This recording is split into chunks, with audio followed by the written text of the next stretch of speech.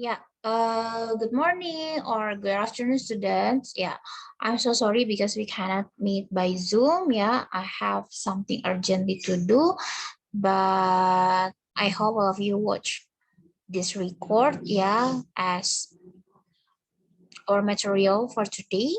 Okay, this is about direct and indirect speech. Yeah, in bahasa Indonesia we call it kalimat langsung dan kalimat tidak langsung. Okay, nah. Di dalam news item text kaidah kebahasannya adalah salah satunya direct and indirect speech ya. Jadi ada kalimat langsung dan kalimat tidak langsung. Direct speech itu adalah kalimat langsung dan indirect speech adalah kalimat tidak langsung. Oke.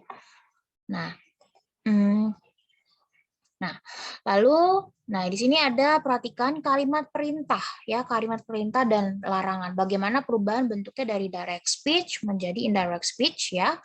Nah, yang pertama untuk merubah kalimat direct ke indirect pada kalimat perintah atau larangan perlu ditambahkan kata to ya sebelum kalimat yang dilaporkan. Jadi ingat ya, kata to.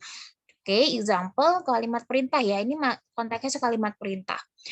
Untuk kalimat langsungnya, direct speech-nya, Dinda asked me open the door. Perhatikan format tanda baca penulisannya.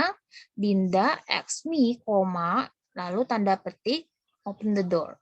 Ditutup juga dengan tanda petik. Nah, bagaimana kalimat tidak langsungnya atau indirect speech-nya? Oke, Dinda asked me to open the door. Gitu ya, to open the door. Jadi kamu tambahkan to-nya di sini ya, karena ini adalah kalimat perintah. Oke, jadi ingat ya, kalau kalimat perintah atau larangan perlu ditambahkan to. Oke, jadi pada saat membuat kalimat tidak langsungnya, kamu tambahkan to di sini. Nah, lalu tidak perlu lagi menambahkan tanda petik, karena ini adalah kalimat tidak langsung. Gitu ya. Nah, lalu kalimat larangan. Contohnya, direct speech. Dinda asked me, don't open the door. Gitu ya. Lalu indirect speech. Become Dinda asked me not to open the door. Gitu ya. Jadi kata don't di sini berubah menjadi not. Gitu ya. Bukan don't lagi. Gitu ya. Ingat ya, dari direct speech bentuk perubahannya ke indirect speech. Dinda asked me not to open the door ya. Perubahannya di kata don't berubah jadi not lalu tambahkan to. Karena ini adalah kalimat perintah dan larangan. Oke? Nah, seperti itu ya. Ya. Lalu kalimat pernyataan, statement ya. Untuk mengubah kalimat direct menjadi indirect pada kalimat pernyataan yang digunakan kata penghubung that sebelum kalimat yang dikutip. Oke, example ya. Kita akan lebih mudah mengerti kalau kita belajar dari contohnya ya. Oke, direct ya, kalimat langsungnya. Kansa told her friend, I will go to Lampung. Ya, indirect speech-nya apa? Kalimat tidak langsungnya. Kansa told her friend that, ya, kamu tambahkan kata that, ya, kalau itu pernyataan. Ya, kalau tadi kalimat larangan atau perintah. Kalau ini kalimat pernyataan. That she would go to Lampung. Gitu ya. Nah, kenapa di sini will jadi would? Nah, itu dia. Nanti kita akan belajar bagaimana hubungannya kalau misalnya di direct dia tensisnya A harus lalu di indirect perubahannya ke tensis yang B. Misalnya gitu ya. Nanti itu di slide selanjutnya. Oke, tapi kamu harus pahami dulu untuk kalimat larangan atau perintah dan juga format untuk kalimat pernyataan. Gitu ya. Oke. Nah, ini untuk kalimat pertanyaan. Nah, untuk kalimat pertanyaan, untuk mengubah kalimat direct ke indirect pada kata tanya atau question words ya seperti what, who, when, and why. Nah, dan soon dijadikan kata penghubung ya antara kalimat pengantar dan kalimat yang dikutip. Ya, example. Direct, Mr. Ali asked me, where do you live? Ya, ini kalimat tanya ya, where do you live? And then indirect speech. Mr. Ali asked me where I lived. Where I lived. Gitu ya. Oke. Itu ya, Nak ya. Jadi dijadikan kata penghubung. Ini kan pertanyaan nih, kalau kalimat langsungnya dia bentuk pertanyaan, where do you live? Tapi pada indirect speech-nya gitu ya, questions word ini dijadikan kata penghubung antar kalimat pengantar dengan kalimat yang dikutip. Ya, jadi ini kalimat penghubung nih jadinya, posisinya dia. Mr. Ali asked me where I lived. Gitu ya. Oke. Ya, ini kalimat pertanyaan. Jadi harus pahami dulu tadi bagaimana kalau direct indirect speech direct speech berubah menjadi indirect speech pada kalimat larangan atau perintah, lalu kalimat statement ya, pernyataan, lalu yang ketiga ini adalah kalimat pertanyaan. Jadi pahami dulu masing-masing jenis kalimat itu dulu ya, Nak ya. Jadi tahu oh ini kata penghubung, oh ini apanya? Ditambahkan tuh seperti itu. Oh, ini tambahkan that untuk itu ya. Seperti itu. Nah, this is the rules ya. You have to pay attention to the rules for direct and indirect speech ya. Ini di buku cetak ada kok. Nah, ya nanti kalian boleh buka buku cetak, di situ ada. Nah, lihat contoh kalimat pertama ya. She said it's cold ya. Ini kan present simple tensesnya. Nah, untuk indirect speech, kamu rubah ke indirect speech, it should be past simple. Ya, harus jadi past simple. She said it was cold. Ya, lihat ya di sini it's cold. Ini kan present ya, ada it is. It's cold, present simple. Lalu indirectnya she said it was cold. It was di sini sudah menunjukkan bentuk past simple.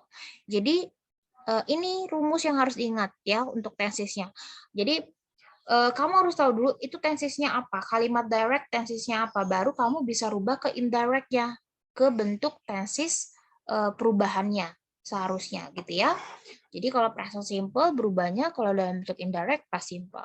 Lalu kalimat yang kedua, contoh yang kedua, she said I'm teaching English online. Ya, this is present continuous. I'm teaching. Oke. And then indirect speech dalam kalimat tidak langsungnya menjadi past continuous. She said she was teaching English online. Ya, jadi ingat ya, kalau dia directnya present continuous, maka indirectnya adalah past continuous. Tapi ya perhatikan lagi tadi jenis kalimatnya. Apakah itu kalimat larangan atau perintah, ataukah itu kalimat pernyataan, atau itu juga kalimat tanya. Gitu ya, nah ya, walaupun kalian rubah tensesnya, tapi tetap perhatikan itu jenis kalimat pernyataan kah? Kalau pernyataan pasti berarti harus ditambahkan dengan that, gitu ya. Kalau apakah itu kalimat pertanyaan kah, gitu ya. Nah, question words-nya jadi kata penghubung gitu ya. Nah, ya, jadi tetap perhatikan rules-nya ya. Nah, ini untuk yang present perfect simple. Kalau direct-nya present perfect simple, maka indirect-nya past perfect simple dan seperti itu seterusnya. Gitu ya. Seperti ini, dia present perfect continuous. Lalu indirect-nya past perfect continuous. Lalu di sini direct-nya past simple, maka indirect-nya past perfect. Nah, yang di sini past continuous direct-nya, indirect-nya past perfect continuous. Kalau yang ini, kalau dia indirect-nya past perfect, maka dia tidak berubah, not change, atau tetap dalam posisi indirect-nya past perfect. Nah, khusus untuk yang ini, kalau direct-nya past perfect, ya berarti dia indirect-nya past perfect juga. Gitu. Nah, lalu yang ini past perfect continuous juga sama. Kalau dia indirect-nya past perfect continuous, maka indirect-nya past perfect continuous. Gitu ya. Jadi ini yang harus dihafal rules-nya ya. Selain yang ketiga tadi sebelumnya. Oke. Nah, lalu ada time and place, keterangan waktu. Ternyata dari direct ke indirect itu time and place-nya bisa berubah. Gitu ya. Jadi ini juga harus dihafal. Memang banyak sekali untuk direct indirect ini yang harus kalian sering-sering latihan gitu ya supaya ingat gitu karena aturannya banyak sekali rules-nya ya. Nah, kalau dia direct lalu diminta untuk merubah ke indirect kalimatnya dan ada kata keterangan waktu dan tempat. Nah, now berubah jadi then, tomorrow jadi the following day, next week jadi the following week, Tonight jadi that night ya di dalam bentuk indirectnya. Today jadi that day. Yesterday becomes the day before.